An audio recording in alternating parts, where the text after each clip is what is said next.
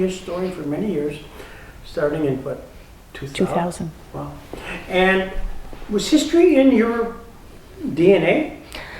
Anthropology is what I got my degrees in, but along the way I took a lot of local history or Pennsylvania and New York history classes, and I kind of felt like there was a real need for people to go into the history museum field because so many history museums have these wonderful collections and they don't get any attention.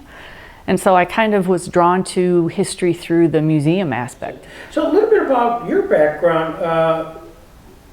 You grew up where? Northeast Pennsylvania. Okay. Not a local person, but my family came to Westfield in the 1830s. Okay. And then my other family came to Ripley in the 1820s. So spent a lot of time over here because I have a lot of relatives here. So came back here after graduate school, came back to Northeast and was just fishing around for a job. And I sent a letter to the County Historical Society and said, if you have any openings, and they actually were looking for a museum director. So they called. So the timing was perfect. Here? Yes. So in 1989, I moved back here from Arizona, sent a letter, and they called me and hired me. So where'd you go to school? Penn State for my bachelor's and Arizona State for my master's. And I got a graduate certificate in museum studies while I was at Arizona.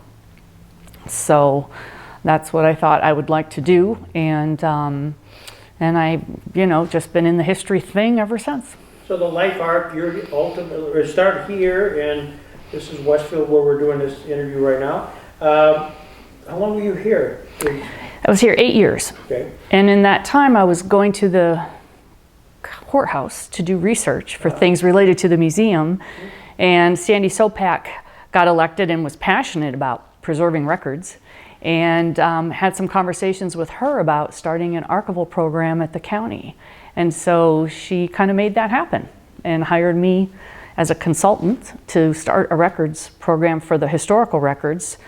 And then the previous historian passed away and they appointed me to that. So it's sort of really records management kind of got you into the county, which kind of segues nice into what we were doing. We started the Robert H. Jackson Center, just for the camera here, in 2001, and there was always a curiosity as to his biography, and the biography included being practicing law in Chautauqua County for a little over 20 years. What was it like? Who did he practice with? And did he ever demonstrate writing abilities that were consistent with what he became known as? And so it was a curio. And I think at some point, Michelle, you and I had conversations, and you can fill in a little bit how you took it to the nth degree here. Well, the county is really fortunate that they have never had a disastrous flood or fire. So they have court records going back to 1811 when the county was formed. And throughout most of that history, they were indexed in a certain way and then docketed so you could find them based on that index number. But then in 1910, they kind of abandoned that process and went to a different process, which made it much more difficult to find entire cases. They were kind of parsed out into different record groups. And so we decided to write a grant to see if we could reorganize those records and make them more available, because I always felt like we were holding all these wonderful records. We should make sure that people can access them. And that was about the time, I think, that we were talking, and it worked perfectly because that's about the time Jackson started practicing here. And so as we started going through the dockets from that time period, we could try to find records that, cases that involved Jackson.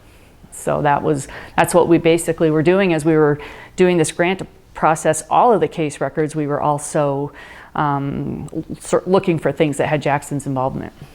And you wouldn't necessarily know that by a normal index, because the indexes would have been by plaintiff or defendant, not the attorneys. Only defendant. Oh, and okay. So the clerk's system never indexed anything except defendant until like 1997. So I mean, it was a long history. And even in the docket books, there is a place where they could enter plaintiff and defendant's attorneys, but they usually didn't. rarely they would. I just think it probably just wasn't anything they used to retrieve records, and so they didn't bother to record it. And I know we had conversations where you kind of maybe asked if we knew of the cases, and I think with the help of John Barrett, the biographer, we were able to actually pull together a representative list of cases, which may have helped. Absolutely helped, because we really didn't have anything else to go on. And then just knowing some of those cases and knowing what to look for in the index, the defendants involved, that really helped us a lot. Because then once we found the documents, then you could see that Jackson was named in them. So the grant really included what? Finding, cataloging, digitizing? How did it work? Yeah, there were numerous grants. Everything we did was just like, grant funded. And so step one was going through the dockets and matching the paper files to whatever we could find in the docket, and just getting them, kind of put back together. And then they're all tri-folded at that time period and heavily clipped. They used little brass clips, they didn't even have staples or, at the time. And so then there's just a lot of physical opening and unfolding of documents so that they could then be microfilmed, which at the time was the standard. And, now of course we want to have everything digitized. And so the county had done some digitizing of the older case records before I retired.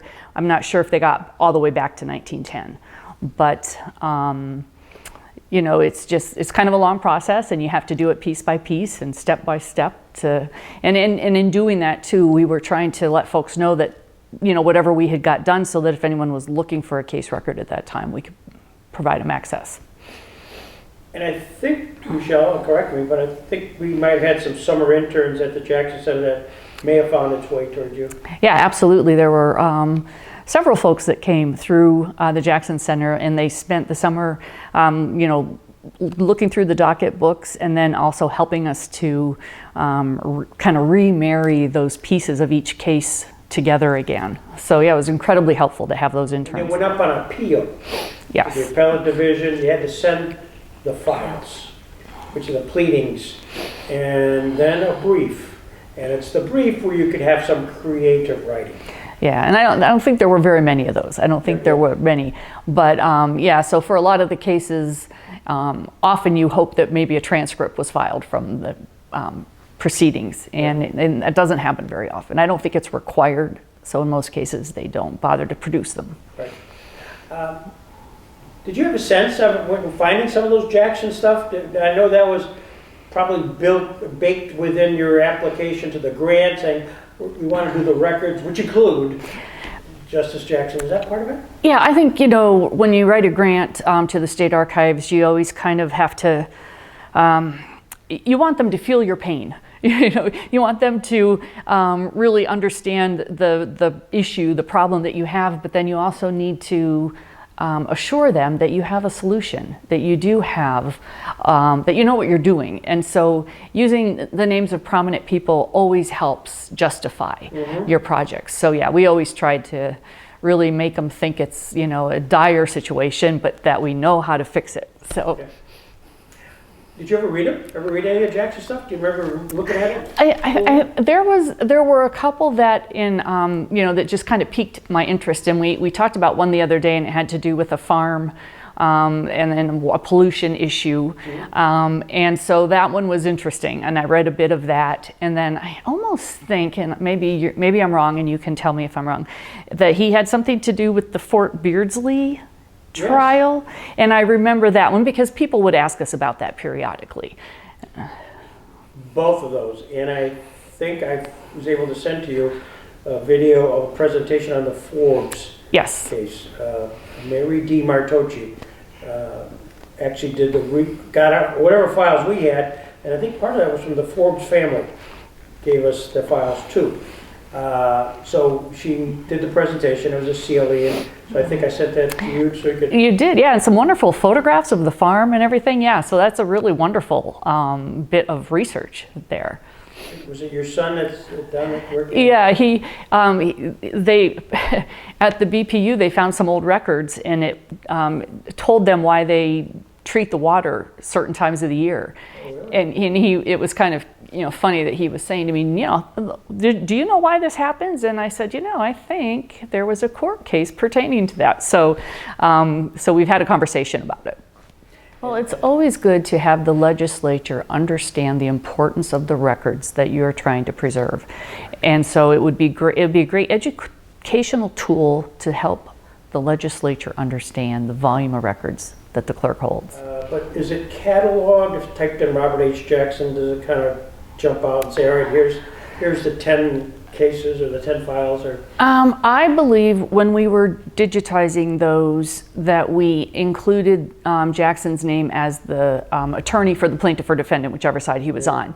I'm not sure in the clerk's system if you can do a search just on attorney name, because you can search by plaintiff or defendant. There's a couple different criteria. I'm not sure that that's a search field, but I think I know the vendor pretty well who does that system, and I suspect if we reached out to them, there's probably a way we could get that. Anything we can do to promote our history and the records that we have in the county that are so historically important, I think I think that's what all the historians should be trying to do, is preserve records, make them available to the public, and make the public aware of what we have. So what keeps Michelle busy today, 2026? Well, I'm working part-time for the state parks, doing research on all the 5 state parks in the county, which has been fascinating. I've learned a lot.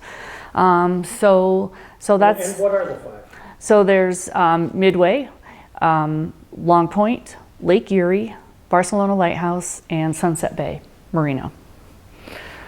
So each park has a very interesting history that I've been delving into, and now we're writing some collection policies for some of the parks that have archival and historical collections, and then we're going to work with the SHPO to catalog those, and we're trying to think about ways we can use some of that information for interpretive panels, especially at Midway and Barcelona, because they have so much history. So, once again, just trying to raise the awareness of the really fascinating history we have here. Well, I am enjoying the afterglow of your presentation a week ago, Barcelona, and all of the images and maps that you were able to gather. That had to be a long time labor of love.